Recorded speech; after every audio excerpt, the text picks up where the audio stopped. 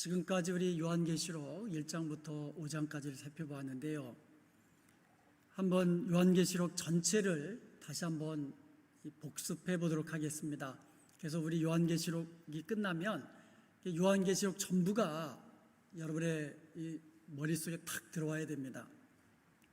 자, 우리 한번 도표를 한번 보시면은요. 자, 1장은 타이틀이 뭐라 그랬어요? 복, 구름, 교회. 생각나시죠? 예, 복 있는 자가 누구인지, 하나님 말씀 듣는 자들, 읽는 자들, 그리고 지키는 자들, 이와 같은 자들이 이제 복이 있다. 그리고 우리 주님께서 구름 타고 다시 오시리라. 그리고 우리 주님께서 교회 사이를 거느리면서 교회 사자들에게 말씀하시는 그것이 이제 1장 말씀이 되겠습니다. 자, 2장과 3장은요, 아시아에 있는 7교회, 2장에서는 에서버두 이 4교회가 나오고요. 그 다음에 3장에서는 사빌라 이렇게 3교회가 나오죠. 앞자만 딴 건데 다들 아시겠죠? 이 아시아에 있는 7교회는요, 그 당시에 역사적으로 존재했던 7교회이면서 또한 온 교회, 오고 가는 세대의 온 교회를 대표로 7교회, 그래서 계시록에는요 7이라는 숫자가 종종 나옵니다. 그렇게 맞춘 거죠. 7이라는 교회, 7교회를 통해서 온 교회를 대표하도록 그렇게 말씀해 주셨습니다. 그리고 이제 장면이 천상으로 올라가죠. 4장으로부터. 그래서 4장에서 천상의 보좌에 앉으신 이가 보이고 천상에서 예배와 통치가 이루어지는 것을 공개가 됩니다. 그리고 5장에서는 임봉한 책과 어린 양이 나오면서 장차 종말에 지상에서 되어질 종말의 그 스케줄을 공개하는 장면이 나오죠. 그리고 나서 이제 6장부터 본격적인 재앙이 시작합니다. 자, 재앙 시리즈가 3개라고 그랬습니다. 첫 번째로 인, 그리고 나팔, 대접, 이 3가지 재앙 시리즈가 각각 7개씩 펼쳐진다고 그랬습니다. 그래서 6은 인 재앙이 시작되는데 1에서 6, 첫 번째 재앙부터 6가지 재앙까지 나오고요. 그리고 6가지 재앙이 끝났을 때에 누가 이와 같은 재앙 가운데, 심판 가운데 누가 설 수 있으랴? 라는 질문으로 끝나서 7장에서 입맞은 14만 4천에 대해서 나옵니다. 그리고 나서 다시 8장 1절에서 7번째 인이 떼어지면서 그리고 나서 나팔 재앙이 시작됩니다. 그래서 나팔 재앙 1에서부터 4번째, 그리고 9장에서는 나팔 재앙 5, 6이 이렇게 나오게 되었습니다. 그리고 10장에서는요 작은 두루마리가 나오고요, 11장 1, 두 증인이 나오죠. 그리고 12, 13, 14는 그 꼭지점 기억나시죠? 12는 용, 사탄이죠. 그리고 여자의 환상이 나오고요. 13장에 가가지고는 두 짐승, 바다에서 올라온 짐승, 땅에서 올라오는 짐승, 적그리스도와 거짓 그리스도. 그래서 이 사탄의 하나님의 삼위일체를 본떠서 사탄도 사탄, 적그리스도, 거짓 그리스도, 이렇게 사탄의, 어떻게 보면 사탄의 어떤 삼위일체라는 말을 써도 되나 모르겠대요. 삼두체제 이러면 되겠네요. 이와 같은 사탄의 핍박에서 누가 또 능히 살아날 수 있을까? 이러한 질문이 나오죠. 그래서 14장에서는 14만 4천 성도와 그리고 마지막 추수에 관한 그런 내용이 나옵니다.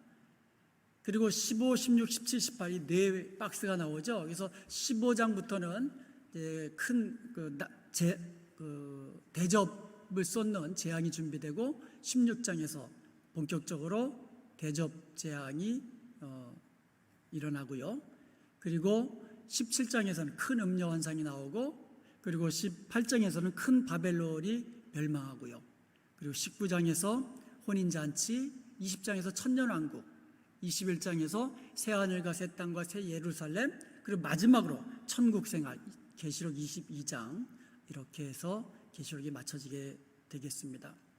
자, 3가지 재앙, 다시 한번 복습해 볼까요? 뭐였죠? 인, 나팔, 대접. 이 세 재앙. 그 첫 번째 오늘 6장에서 본격적으로 인을 떼는 재앙이 이제 시작되고 있는 것을 봅니다. 자, 한 가지씩 보도록 하겠습니다.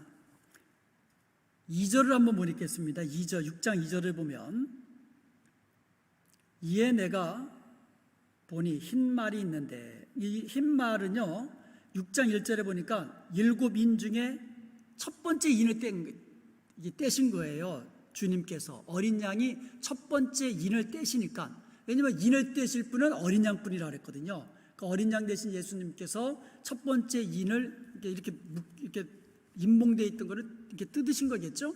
그랬더니 거기서 이 흰 말이 있는데, 우레소리 같은 이 말하기로 오라 하면서 가봤더니 흰 말이 있는 거예요.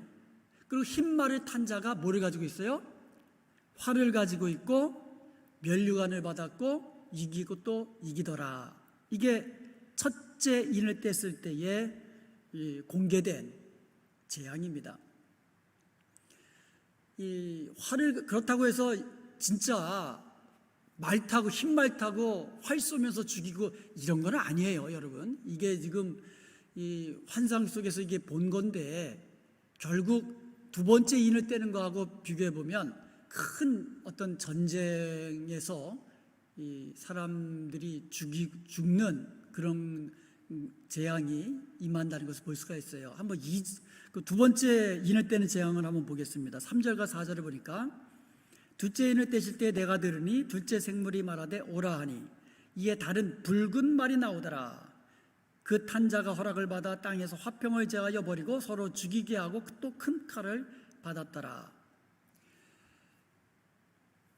두 번째 인을 떼니까 무슨 색말이 나와요? 붉은색. 여러분 기억해 주세요. 첫 번째 인을 뗐을 때는 무슨 색? 흰색 말이 나왔고요. 두 번째 인을 떼니까 붉은색 말이 나오는 거예요. 그래서 그 탄자가 주님께 허락을 받아가지고 화평을 제하는 거예요. 땅에서 화평을 제해가지고 서로 죽이게 하고 큰 칼을 받았다. 그러니까 첫 번째 인과 두 번째 인 재앙은 좀 전쟁 무기가 나오잖아요, 그 당시에. 그래서 전쟁과 관련됐다는 것을 우리가 알 수가 있습니다. 즉 파괴적인 전쟁이요 심판의 도구가 된다는 거예요. 여기서 우리가 주의할 것은요, 하나님께서 전쟁을 일으키신다는 것은 아니에요. 하나님이 전쟁을 일으키시는 하나님이 아닙니다. 전쟁을 조장하시는 하나님이 아니에요. 전쟁은요 인간의 죄악 때문에, 욕심 때문에, 서로의 미움 때문에, 이런 것 때문에 전쟁이 서로 일어나는 거예요. 그래서 전쟁은 뭐 영토를 넓힌다든지, 아니면 민족과 민족이 서로 막 싸운다든지, 아니면 종교가 달라가지고 뭐 종교가 빌미가 되어갖고 서로 싸운다든지, 하여간 인간의 죄 때문에 전쟁이 일어나는데, 하나님께서는 그 전쟁을 이 심판의 도구로 사용하신다는 거예요. 하나님이요 인간의 죄성을 제한하시는 거죠. 그래서 지금까지 우리 인류가 살아남았지, 만약에 우리 죄악된 인간, 그래 니들 그대로 니네들 말로 전쟁하면서 한번 니들 마음대로 살아봐라 그러면 아마 진작에 이 세상은 끝났을 겁니다. 하나님은요 전쟁을 막 부추기는 분이 아니에요. 그렇지만 전쟁이, 파괴적인 전쟁이 하나님의 심판의 도구가 될 때도 있다는 겁니다. 예를 든다면 구약 성경에 보면은요 이스라엘 백성들이 하나님을 버리고 우상을 숭배합니다. 악을 범합니다. 그러면 하나님께서는 그 이웃 나라들을 통해서 침략하게 해가지고 전쟁을 통하여 이스라엘 백성들을 징계하시는 모습을 우리가 자주 보게 됩니다. 반대로 이스라엘 백성들이 우상을 버리고 하나님만 섬기고 하나님의 말씀대로 순종하는 삶을 살면 그 땅에 평화가 있었더라. 이게 구약 성경의 이 공통적인 내용들이에요. 이처럼 하나님께서는요 이 전쟁을 심판의 도구로 사용하신다는 것을 우리가 볼 수가 있고요. 세 번째 인을 떼시니까는요 5절과 6절입니다. 한번 보겠습니다. 5절과 6절을 보면은요 셋째 인을 떼실 때에 내가 들으니 셋째 생물이 말하되 오라 하기로 내가 보니 검은 말이 나오는데 그 탄 자가 손에 저울을 가졌더라. 자, 세 번째 생물이 오라 해가지고 가서 보니까 이번에는 무슨 말이 나와요? 검은 말이 나오는 거예요. 손에 뭘 들었어요? 저울을 가지고 있었더라. 자, 그런데 내가 네 생물 사이로부터 나는 듯한 음성을 들으니 이르되, 음성이 네 생물 사이로부터 나는 듯하는데 그 음성을 들으니까 한 데나리온의 밀 한 대요 한 데나리온의 보리 석대로다. 또 감람류와 포도주는 해치지 말라 하더라. 자, 이 한 데나리온은요 당시 노동자 한 사람의 하루 품삯입니다. 그런데 노동자가 하루 종일 일해가지고 얼마를 살아요? 밀 한 대를 산다 그랬어요. 밀 한 대.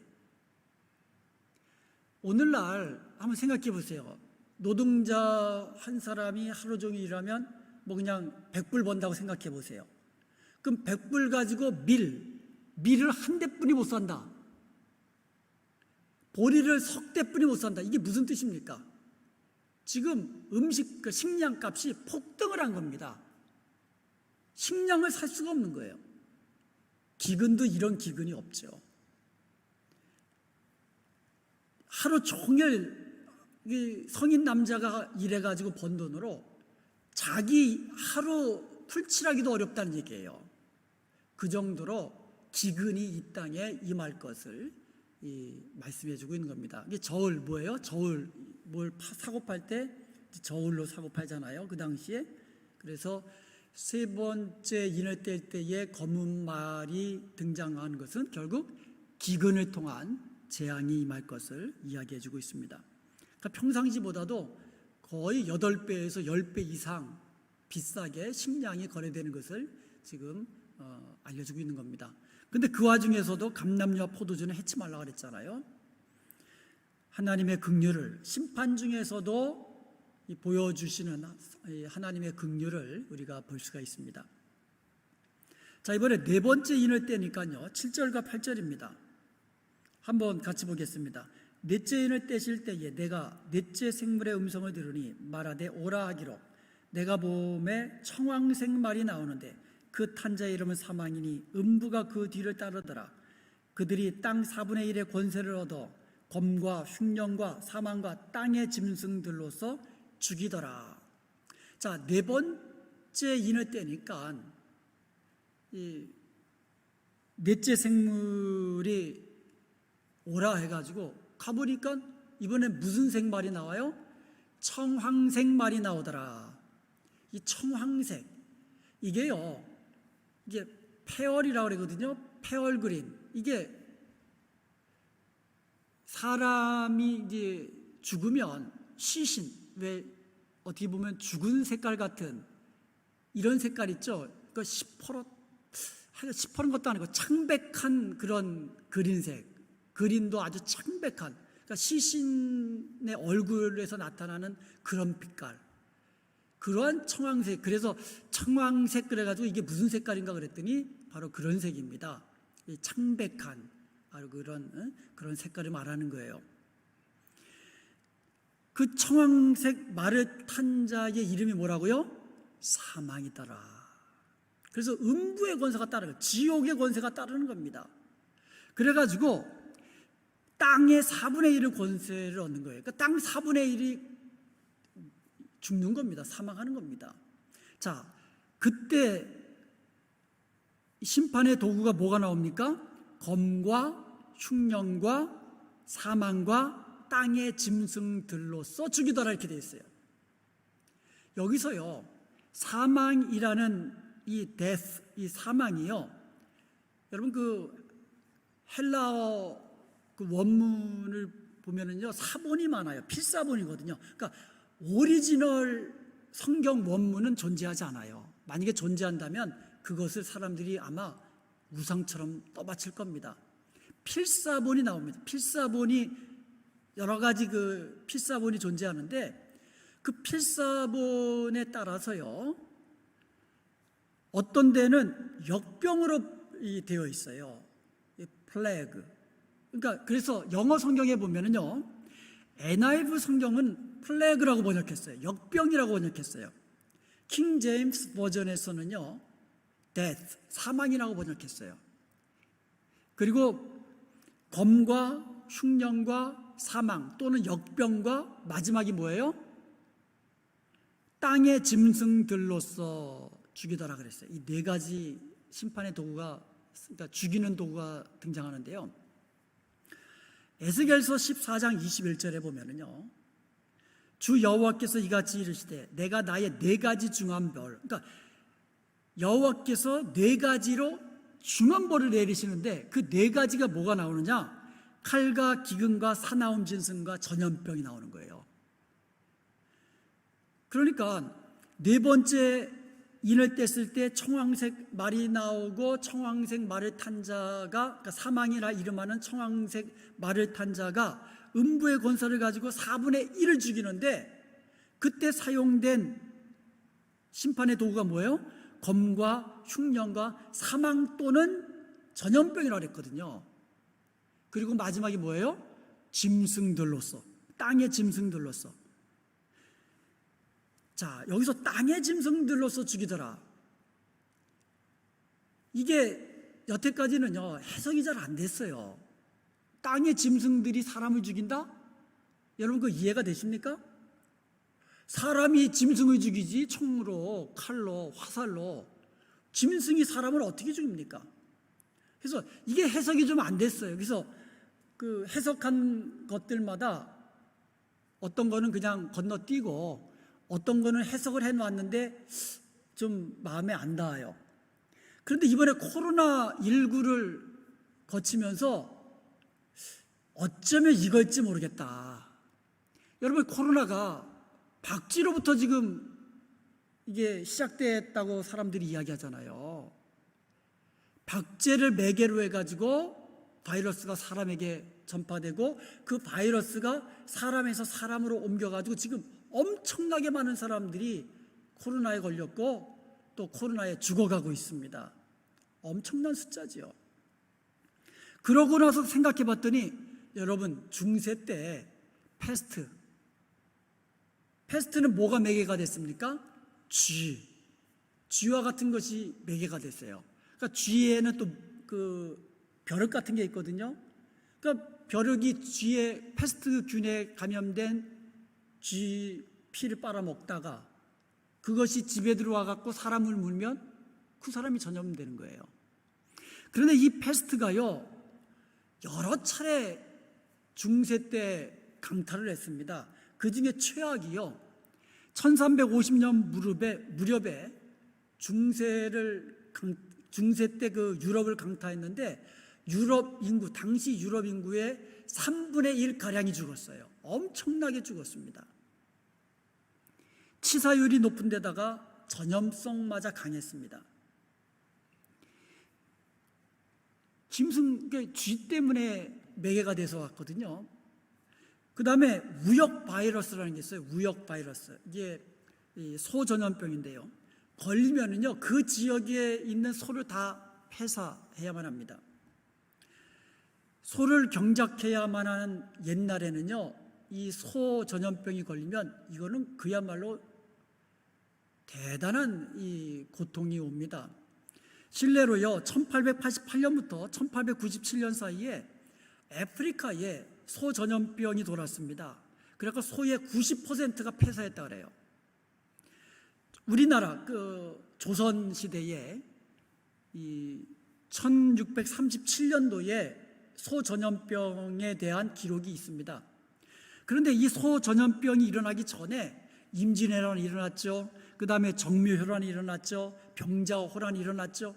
연이어서 이 전쟁 침략을 받아가지고요, 나라가 아유 그냥 망가질 대로 망가졌어요. 그런데 마지막이 이제 병자호란이죠. 병자호란이 끝나자마자 소전염병이 도는 거예요. 소 전염병이 돌면서 1년 만에 조선에 있는 소라는 소는 그냥 거의 다 죽어버렸습니다. 아예 그냥 종자까지 싹 죽어버렸어요. 거의 다. 그래가지고요, 이 소를 살리기 위해서 처음에는 제주도에서 소를 옮겨왔어요. 왜냐하면 제주도는 이 섬이잖아요. 그래가지고 소 전염병이 처음에는 전염이 안 됐어요. 그래가지고 제주도에서 소를 들여왔는데 나중에는 제주도까지 전염병이 퍼졌어요. 그래가지고 이번에는 일본의 대마도에서 소를 또 사다가 또 수입하다가 또 키우려고 했는데 또 대마도에마저도 전염병이 돌았어요. 그래가지고는요, 멀리 어디까지 가냐면 몽골, 그것도 내륙에 깊은 곳까지 가가지고 소를 들여다가 다시 그것을 종자로 해가지고 다시 지금까지 또 소를 일으켰다는 그 같은 기록들이 실록에 그대로 나와 있습니다. 이처럼 소가 죽으면 지금은 우리가 아예 소고기 안 먹으면 되지 그러잖아요.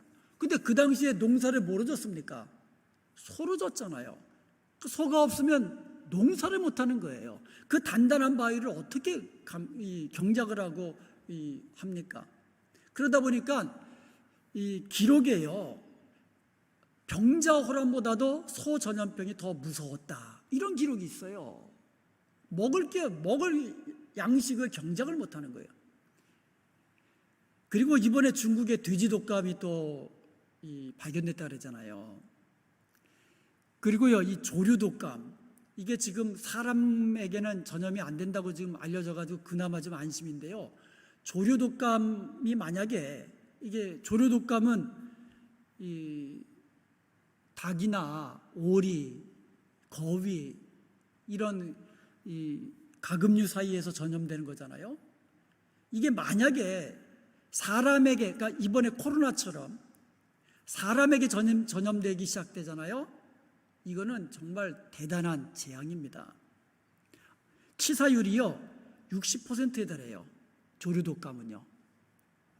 지금 일반적인 독감은요 치사율이 뭐 0.23 하여간 아주 그 정도예요.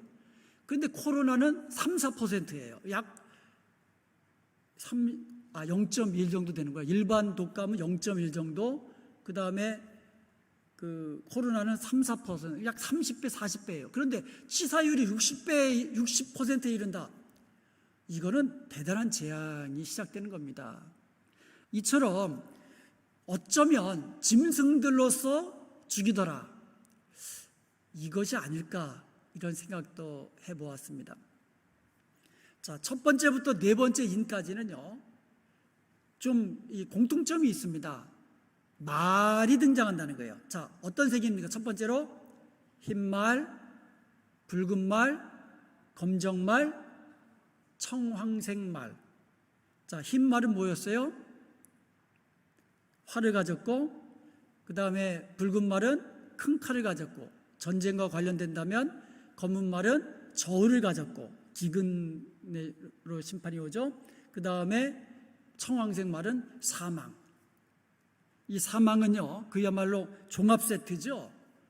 검을 가지고도 기근을 가지고도 전염병을 가지고도 짐승들로서 죽이고 또 죽이는 이와 같은. 그리고 또 이 네 가지, 첫 번째부터 네 번째 인까지는요 또 공통점이 있는데, 하나님 보좌 주위에 네 생물이 있잖아요. 그러니까 네 생물과 관련됐다는 거예요. 그러니까 첫 번째 인을 뗄 때에 이 첫 번째 생물이 나오고, 두 번째 이것처럼 네 생물과 다 연관이 되어 있다라는 그런 이 공통점이 있습니다.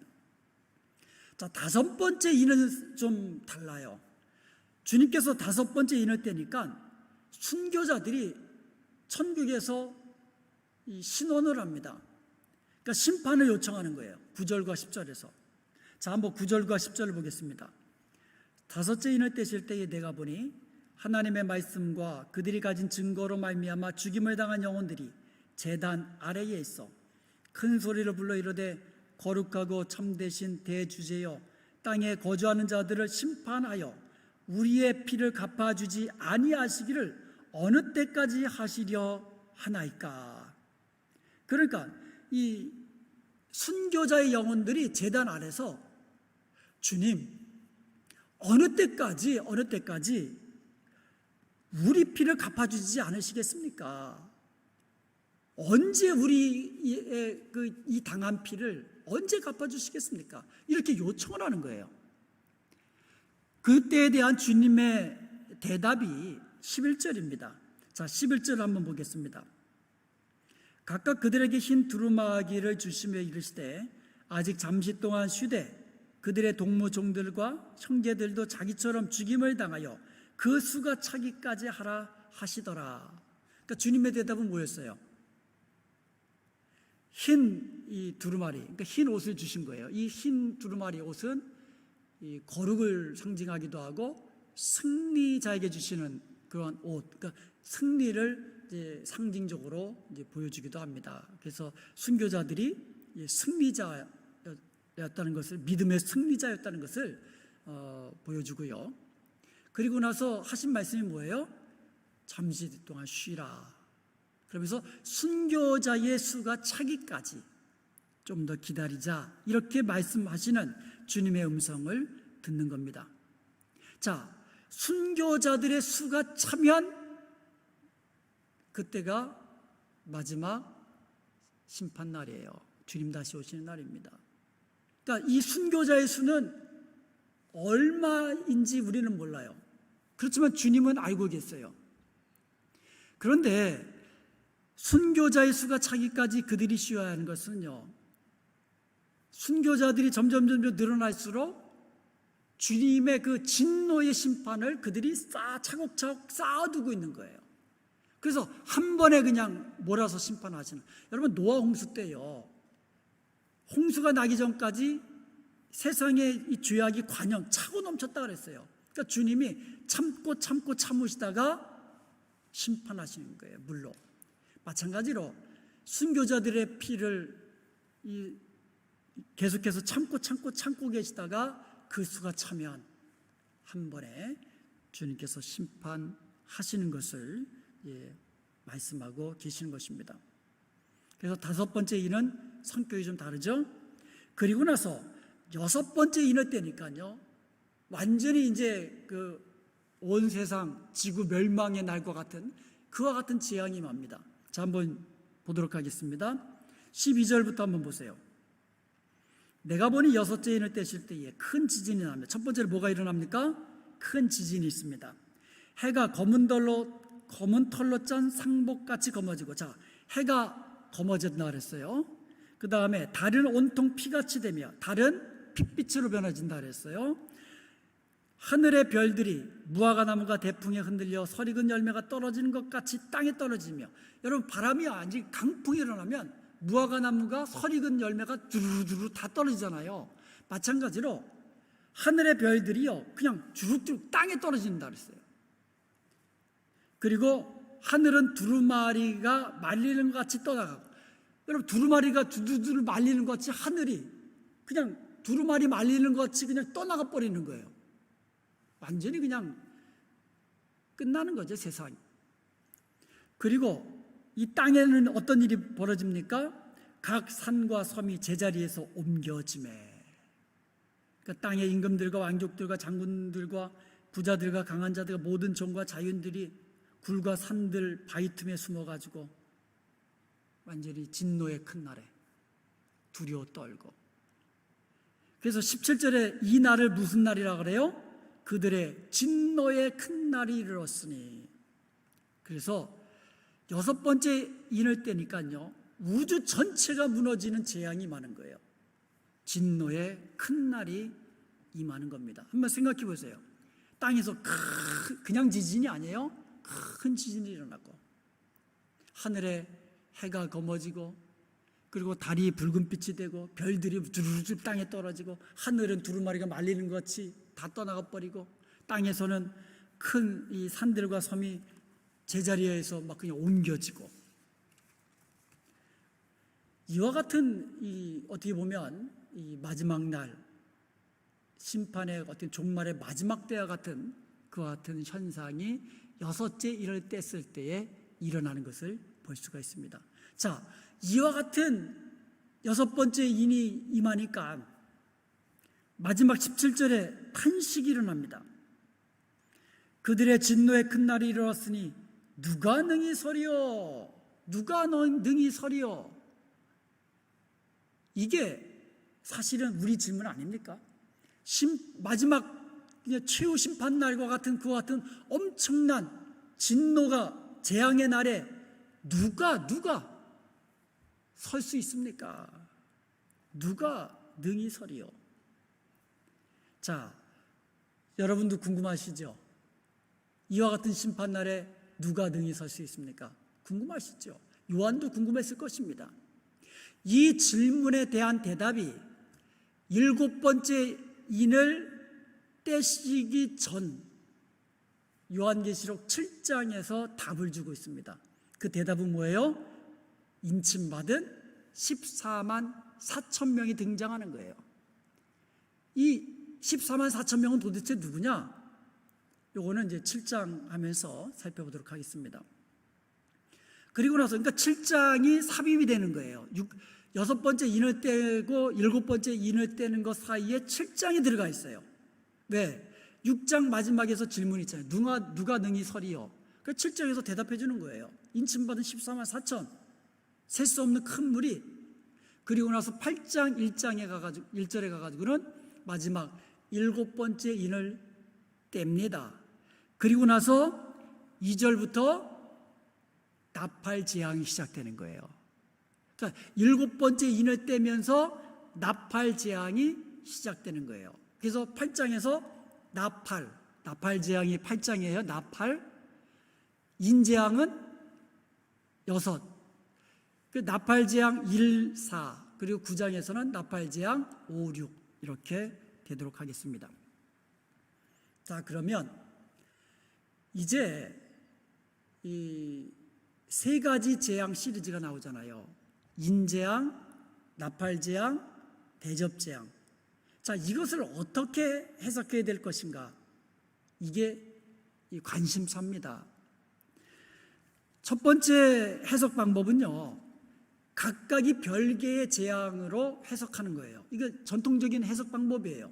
그게 무슨 말이냐면, 도표를 한번 보시면 한번 알겠지만, 첫 번째 인재앙이 6장에 나오죠. 그러니까 6장에 첫 번째 인부터 여섯 번째 인재앙이 나옵니다. 그리고 삽입이 되죠. 7장에서. 그리고 나서 일곱 번째 인이 8장 1절에서 떼어집니다. 그리고 나서 나팔 재앙이 곧이어서 시작이 되는 거예요. 자, 나팔 재앙 8장에서는 1, 4, 9장에서는 5, 6이 나오고요. 그리고 나서 또 삽입이 나와요. 여섯 번째 나팔 재앙이 끝나면서 10장과 11장 요 사이에 삽입이 나옵니다. 그리고 나서 11장 15절에서 19절까지 일곱 번째 나팔 재앙이 거기에 등장하는 겁니다. 그리고 나서 이제 12, 13, 14장 우리 생각나세요? 12장 용, 여자 환상, 13장 두 짐승 666, 14장 누가 서리요? 14만 4천, 그리고 마지막 추수. 요 내용이 마지막 대접재앙 사이에 이게 또 들어가 있어요. 그리고 나서 15장부터 이제 16장까지 마지막 대접재앙이 나오고 있습니다. 그러니까 이렇게 인재앙, 나팔재앙, 대접재앙 이것을 별개의 재앙으로 보는 해석 방법이 있습니다. 그런데 여기서 중요한 것은요, 이런 재앙은요 시간순이 아니라는 거예요. 무슨 말씀인지 아시겠어요? 전쟁 나고 기근 나고 전염병 돌고 짐승들에 의해서 죽고 하늘이 막 무너져 내리고 이게 순서대로 기록된 것이 아니라는 거예요. 어떤 때는 동시에 올 수 있고 어떤 때는 순서가 바뀔 수도 있고, 중요한 것은 뭐다? 순서대로 임하는 것은 아니다. 그런데 이 재앙 시리즈에서 보여주는 것은 뭐냐? 갈수록 재앙의 강도가 세진다는 것을 보여주는 거예요. 그러니까 재앙의 종류를 가르쳐주고 재앙의 강도가 세진다는 것을 우리에게 알려주는 것이지, 시간 순서대로 2020년도에는 뭐 예를 들어서 전염병이 돌았다. 그러면 2030년도에는 뭐 이런 식으로 시간 순으로 재앙이 임한다는 것이 아니라는 거예요. 이제 그것을 여러분 아셔야 될 필요가 있고요. 이 세 가지 재앙에는 패턴이 있습니다. 한번 도표를 한번 보시면 알겠지만, 인재앙에는 첫 번째 네 번째까지의 재앙은 네 말과 관련돼 가지고 공통점이 있었잖아요. 그러고 나서 하나하나 별개의 재앙이 임하다가 삽입이 있고 마지막 재앙이 있었습니다. 여섯 번째 재앙까지 있다가 삽입이 일어난 거죠. 나팔 재앙도 마찬가지예요. 처음 4개까지는 공통점이 있습니다. 그러다가 하나하나가 각각의 별개의 재앙이 임하다가 여섯 번째 재앙이 끝날 때 삽입이 있고 마지막 7번째 나팔 재앙이 있는 거예요. 그리고 마지막 대접 재앙은요, 이 처음에 4개와 나머지 3개로 이어져 있어요. 구분되어 있고요. 이 대접 재앙은 삽입이 없이 그대로 진행돼 나가고 있습니다. 하여간 중요한 것은 뭐라고요?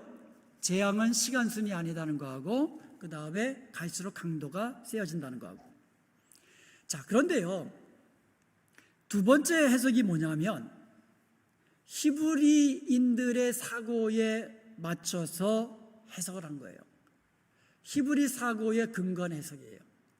여러분, 히브리어는요, 동사가 줍니다. 동사. 그래서 문장에 동사가 먼저 나옵니다. 그래서 히브리 민족은 동사 민족이에요. 추상적인 개념이 아니에요. 동사 민족이에요. 하나님이 말씀하시면 창조하셨다. 창세기 1장 1절에 창조하다가 먼저 나오잖아요. 그러면 창조되는 거예요. 하늘과 땅, 우주가 세워지기 시작하면서 이처럼 이 히브리 민족, 특별히 히브리어, 이게 전부 다 동사 민족이거든요.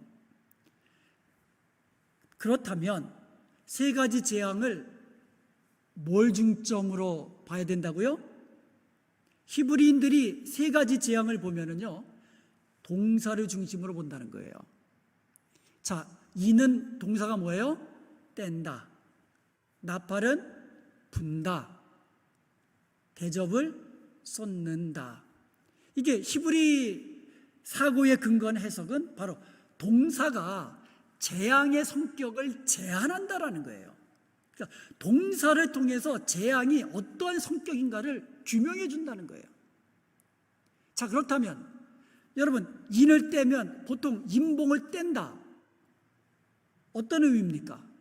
뗀다는 의미는 지금 이 우편이 왔어요. 우편물 메일이 왔습니다. 그러면 메일이 온 것을 뜯어요. 이게 떼는 거예요. 인봉된 것을 떼는 겁니다. 이게 무슨 의미입니까? 이거는 감춰져 있던 것이 공개된다는 의미예요. 그리고 우리 그 장로님 예배 때마다 그냥 나팔을 아주 힘차게 불어주셔가지고 아주 찬양이 힘이 있는데, 여러분, 성경에서부터 나팔 분다는 게 뭐예요? 그때부터 시작이 된다는 거예요. 액션이 시작된다는 거예요. 준비하고 있다가 땅 소리나와 함께 달리기 시작하잖아요. 마찬가지로 준비되어 있던 모든 것이 준비되어 있다가 나팔 불면서 시작이 된다는 의미예요. 여러분, 쏟는 건 뭐예요? 있는 걸 확 쏟아버리면 뭐 어떻게 되는 거예요? 자, 그래서 동사가 재앙의 어떤 성격을 규명하는 거예요. 제한하는 겁니다. 무슨 말씀입니까? 인을 떼는 것은 뭐예요? 실제적인 재앙이 아니라 재앙이 천상에서, 그동안 천상에서 이 비밀로 되어 왔던 것이 천상에서 공개가 되는 거예요. 실제적인 재앙이 시작되는 것이 아니라 천상에서 재앙이 공개가 되는 거예요. 그 공개된 재앙이 나팔을 불면서 시작을 알리는 겁니다. 시작을 알리면 마지막 대접 재앙이 실제적인 재앙이 된다는 거죠. 그래가지고요, 실제적으로 보면은요, 나팔 재앙과 대접 재앙은 거의 같아요. 여러분 한번 나중에 요한계시를 읽으시면서 나팔 재앙 7가지 하고 그 다음에 대접 재앙 7가지를 한번 비교해 보세요. 거의 같습니다. 그래서 나팔을 불면서 대접 재앙이 쏟아지는, 이게 거의 같은 거예요. 자, 인을 떼는 재앙이 실제적인 행위가 아니라 재앙을 천상에서 공개하는 것이라고 해석하는 것은 히브리 사고에 입각한 해석이라고 그랬어요. 이렇게 주장하는 근거가 있어요. 여러분, 6번째 재앙이 끝나면 하늘에 완전히 그냥 이 두루마리 말리는 것처럼 말라가고, 해가 검어지고 달이 붉어지고 별들이 떨어지고, 완전히 종말의 때 아닙니까? 여러분, 이런 상황이 오면 그 다음에 뭐가 와야 돼요? 주님 재림하시는 거예요. 한번 실제적으로 보면은요, 마가복음 13장 24절과 25절을 보면은요, 예수님이 종말의 때에 나타날 징조들을 이야기하세요. 종말의 때에 일어날 징조들을 쫙 이야기하시다가 마지막 징조가 뭐냐? 마가복음 13장 24절과 25절에 보면 그때에 그 환난 후에 해가 어두워지고 달이 빛을 내지 아니하며 별들이 하늘에서 떨어지며 하늘에 있는 권능들이 흔들리더라. 6번째 인을 뗄 때하고 같잖아요. 그리고 나서 그 다음에 곧바로 마가복음 13장 26절에 그때에 인자가 구름 타고 큰 권능과 영광을 오는 것을 사람들이 보리라. 주님 재림으로 이어지더라 이거예요. 마태복음도 마찬가지예요. 마태복음 24장 29절에 보면 그날 환난 후에 즉시 해가 어두워지고 달이 빛을 내지 아니하고 별들이 하늘에서 떨어지고 하늘의 권능들이 흔들리더라. 그리고 나자 마태복음 24장 30절에서도 그때 인자의 징조가 하늘에서 보이겠고 그때에 땅의 모든 족속들이 통곡하며 그들이 인자가 구름을 타고 능력과 큰 영광으로 오는 것을 보리라. 그러니까 6번째 인의 때는 재앙이 끝나면 마태복음과 마가복음에 의하면 주님 재림으로 이어지더라 이거예요. 그러므로 이 6번째 재앙은 큰 진노의 날이라고 그랬거든요. 큰 진노의 날이기 때문에 6번째 재앙이 끝나면 계시록 21장 1절에서 처음 하늘과 처음 땅은 없어지고 새 하늘과 새 땅이 임하는 그것과 연관이 되는 거예요. 연결이 되는 겁니다.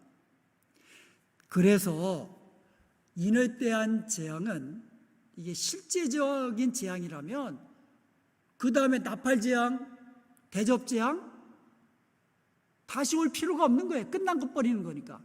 그래서 인을 대한 재앙은 지금 천상에서 장차 지상에서의 종말의 이 스케줄이 인을 떼다 공개된 것이다. 그리고 나팔 재앙은 뭔다? 나팔을 분다. 이제부터 재앙이 시작된다. 그것을 알리는 것이고, 그리고 대접을 쏟는다. 실제적인 심판이 시작되고 펼쳐지고 진행되어서 모든 실제적인 재앙이 끝이 나는, 완성되는 이와 같은 것을 이 동사를 통해서 보여주는 것이다. 이렇게 해석을 합니다. 그래서 히브리인들은요, 동사를 먼저 딱 보기 때문에 그렇게 해석을 한다는 거예요. 여러분은 어떤 해석이 맞는 것 같아요? 인 재앙이 오고 마지막 7번째 인을 떼자 나팔 재앙이 시작되고 7번째 나팔 재앙이 시작되면서 대접 재앙이 시작되고, 아니면 인재앙은 공개하는 거고, 나팔재앙은 시작을 알리는 거고, 대접재앙은 실제적인 재앙이다. 어떤 것이 맞는 것 같아요? 뭐 정답은 없겠죠. 근데 중요한 것은 뭐다? 시간순이 아니다는 거예요. 두 번째로, 재앙의 강도는 점점 세진다. 지진은 뭐 옛날부터 있었는데, 그런데 마지막 주님 재림의 날이 가까울수록 큰 지진이래요. 큰 지진. 그런 강도의 차이가 있다라는 겁니다. 자, 결론을 맺겠습니다. 예수님의 오심으로 하나님 나라가 이 땅에 임하였다 그랬어요. 예수님이 이 땅에 오셔서 뭐라고 그랬어요? 천국이 가까웠느니라. at hand. 이미 임했다라는 뜻이에요. 천국이 임했다. 예수님이 이 땅에 오심으로 천국이 임한 거예요. 하나님의 통치가. 그러면 주님이 다시 오실 때에는 하나님의 통치가 완성되는 겁니다. 하나님의 통치가 하나님 나라가 완성되는 거예요. 그러니까 예수님이 두 번에 걸쳐서 오셨잖아요. 그렇잖아요? 첫 번째 오심은 초림, 하나님 나라가 임한 거고, 두 번째는 아직 안 오셨지만 다시 두 번째 재림의 날은 하나님 나라가 완성되는 겁니다. 자, 그러면 주님의 재림 직전이 지상 마지막 날이잖아요. 종말은요, 한순간이 아니에요. 어떤 일정한 기간을 종말이라고 하는 거예요. 자, 그러면 종말의 마지막은 언제겠어요? 예수님 재림 직전이 종말의 끝이에요. 그럼 종말의 시작은 언제겠어요?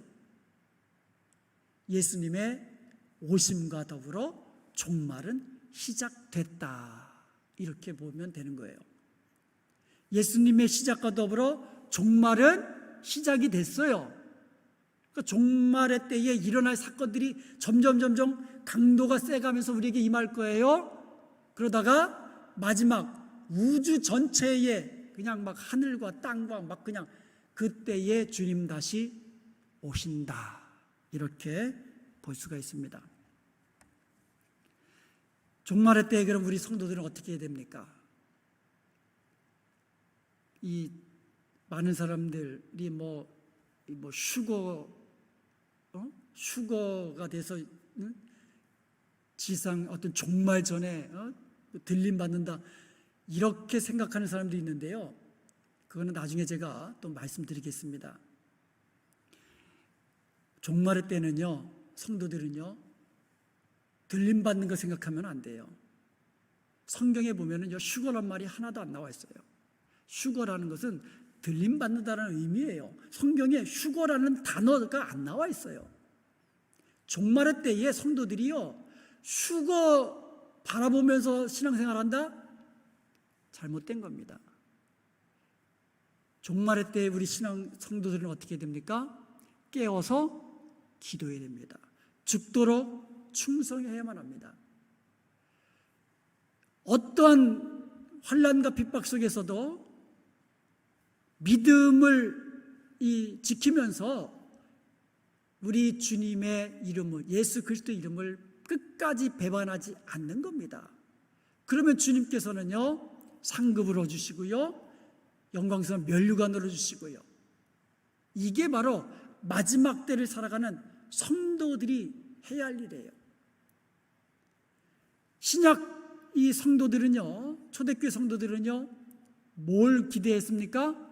아멘, 주 예수여 어서 오시옵소서. 주님의 재림을 고대했지 무슨 휴거돼 가지고 심판을 면함받고. 여러분, 우리 성도들은요, 심판 두려워하는 거 아닙니다. 주님께서 심판의 날에 우리를 지켜주실 것입니다. 이기게 하실 것입니다. 그러니까 우리 성도들은요, 심판 두려워하고 그게 아니고요, 아멘, 마라나타, 주님 다시 오시옵소서. 그날까지 우리는요, 여러분 깨어서 기도하십시다. 죽도록 충성하십시다. 주님의 재림 바라보면서 끝까지 믿음을 지키며 예수님의 이름 배반하지 마십시다. 그래 주님 다시 오시는 날에 잘했다 칭찬받고 영광스러운 면류관 다 받아 누리는 영광스러운 성도들이 다 되시기를 주님의 이름으로 축원드립니다.